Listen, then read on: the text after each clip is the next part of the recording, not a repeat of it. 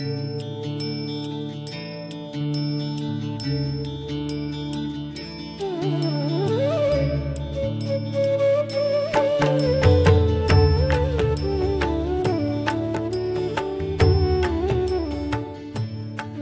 जिनेंद्र मित्रों, आज हम श्री अनुराधा जी के आए हुए हैं दिल्ली। परम गुरुभक्त परिवार रहा है और दिल्ली में जो अपनी सभा है श्री शांतिनाथ आत्मानंद जैन सभा दिल्ली एनसीआर, उसमें श्राविका मंडल में भी प्रधान के रूप में आप कार्यरत हैं। तो आज जय जिनेंद्र, आज हम आपसे रत्नाकर सूरी महाराज साहिब के बारे में जानना चाहेंगे कि उनसे प्रथम बार आपका मिलना कैसे हुआ और गुरुदेव के साथ आपके क्या संस्मरण रहे। जय जिनेंद्र सबको, जितने भी उपस्थित भाईजन हैं सबको जय जिनेंद्र देव की। गुरुदेव जी को पहले मैं आपको ये बता दूं कि जो गुरु जी के से पहले मैंने कभी किसी भी साधु महाराज के साथ मेरा इतना मेल जोल या बातचीत नहीं हुई। अचानक इनके दर्शन मैंने बॉम्बे में किए। मैं अपनी बहन के घर गई हुई थी, तो वहाँ पर उनके बेटे के साथ मैं उनको गोची भराने गई और बहुत ही अच्छा लगा गुरुजी का, क्योंकि मैंने देखा कि उनके चेहरे पर अलग ही तेज है और लगता था कि ये जैन धर्म का जो सिद्धांत है, जैनिज़्म का जो सिद्धांत है, उसको कितनी श्रद्धा से वो मान रहे हैं और लोगों को ये प्रेरणा, क्योंकि काफ़ी देर में वहाँ बैठी तो सभी को उन्होंने यही प्रेरणा दी कि रोज़ समायिक करो, प्रतिक्रमण करो, गुरु वंदन करो। जो छः हमारे आवश्यक हैं, परमात्मा ने हमें करने के लिए दैनिक कार्यों में बताए हैं, तो वो करने चाहिए।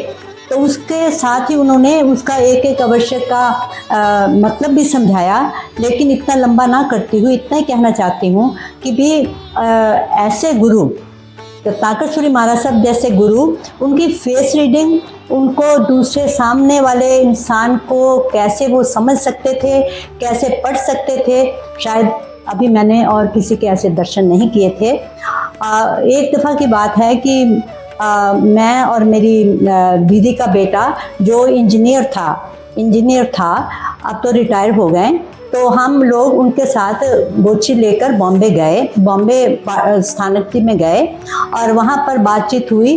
तो मेरे भांजे ने कहा कि गुरुजी मेरे लिए कोई सेवा, तो कहते क्या सेवा करना चाहते हो? तो उसने उत्तर दिया कि भी मैं थोड़ा पैसा एजुकेशन में लगाना चाहता हूँ।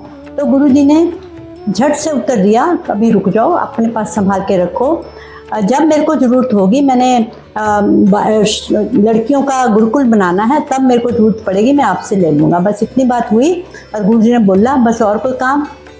मेरे भांजे ने, प्रदीप ने बोला नहीं और कुछ नहीं, तो हम वहाँ से आ गए। तो उस दिन मेरे ऊपर इतना इम्प्रेशन उनका अच्छा पड़ा।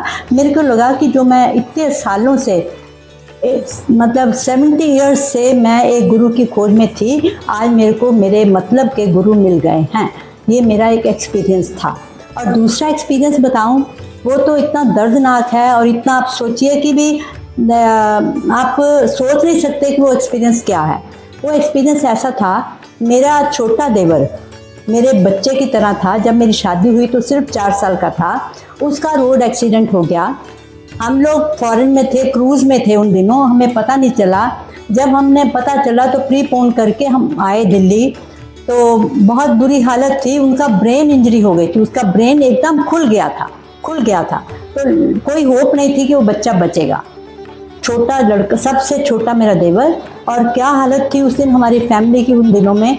तो मेरे दिल में अचानक पता नहीं क्यों लगा कि इसका इलाज हो सकता है। मेडिकली ना भी होए, लेकिन गुरुजी की नज़र पड़ जाए, उनका वासक्षेप मिल जाए, तो इसका इलाज हो सकता है। ये हमारा बच्चा जो है बिल्कुल ठीक हो जाएगा।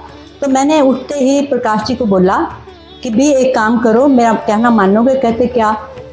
मैंने कहा आप चाय जी को लेकर बॉम्बे, मतलब मेरे मदर इन लॉ को हम चाय जी बोलते हैं, उनको लेकर बॉम्बे जाओ। बॉम्बे थे गुरुदेव उन दिनों में, उनसे वास्तुक्षेप लेके आओ, उनको सारी सिचुएशन समझाकर वो अपने आप जो कहेंगे हमको वो करना, बस लास्ट जो हमारी होप है गुरु जी के ऊपर ही है।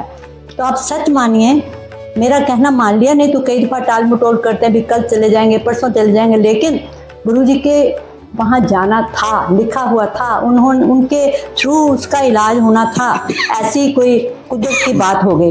तो ये दोनों लोग चले गए, वहाँ गए, गुरुजी हैरान हो गए कि ये अचानक प्रकाश जी कैसे।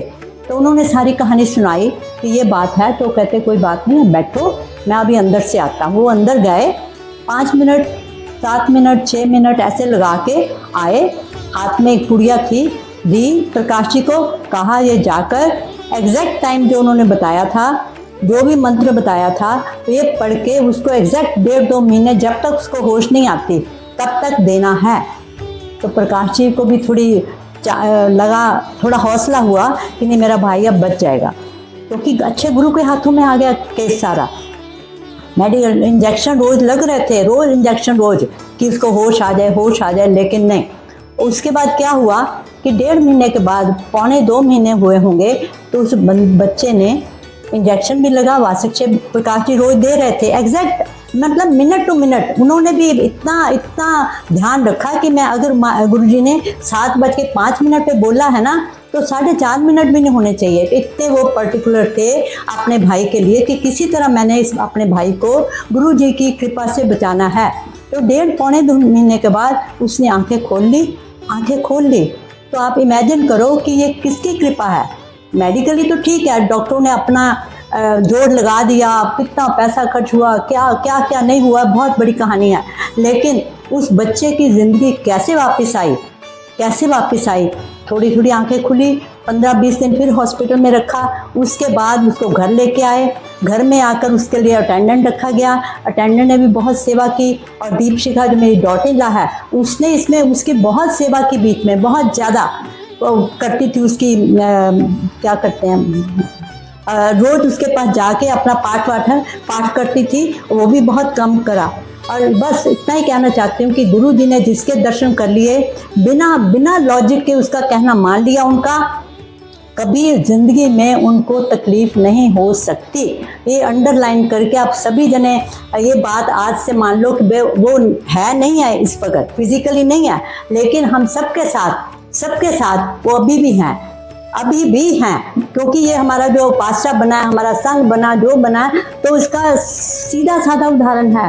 रोज मैं तो उनको सुबह उठ के गुरु वंदन करती रही, इतने दिन, पूरा चतुर्मास जब करा गुरु वंदन की, और गुरु जी ने साक्षात हमारा साथ दिया। नहीं तो कहाँ हो सकता है, इम्पॉसिबल, बिना जगह के, बिना किसी चीज़ के। इतने बड़े आचार्य महाराज सबका, धर्मधुंदर जी का, गच्छाधिपति जी का चतुर्मास करवाना खेल नहीं है। लेकिन पीछे किसका हाथ था?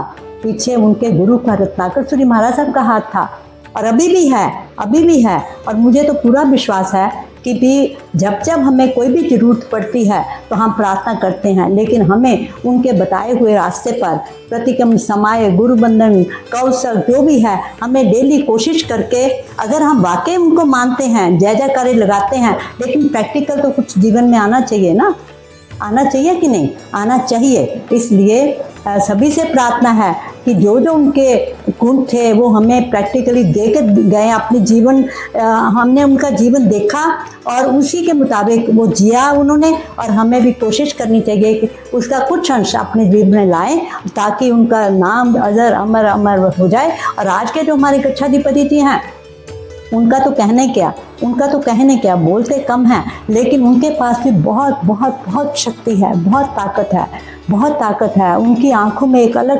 टाइप की रोशनी है। तो मैं तो जब से रत्नाकर सूरी जी महाराज साहब को मिली हूँ, और भी बहुत सारे इंस्टेंसेस हैं जो कि मैं नहीं भी हूँ, लेकिन उन्होंने मेरे को समझ लिया कि भी हाँ, ये तो आप कर सकते हो, काम कर सकते। मैंने महाराज साहब, मेरे में ये हिम्मत नहीं, मेरे को तो नहीं, मैंने पढ़ लिया ना, आप तुम ये काम कर सकते हो, तो मैंने भी तहकीक कर दिया।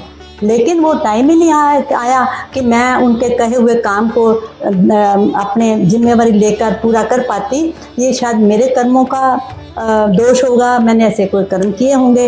तो प्रार्थना यही करती हूँ कि गुरुदेव जहाँ भी हैं, हम अपना हाथ हमेशा, हम जो हमारे उनके मानने वाले हैं उनके पीछे रहे, ताकि हम लोग आगे बढ़ते जाएं, उनके नाम का, उनके काम का हमेशा ध्यान रखें।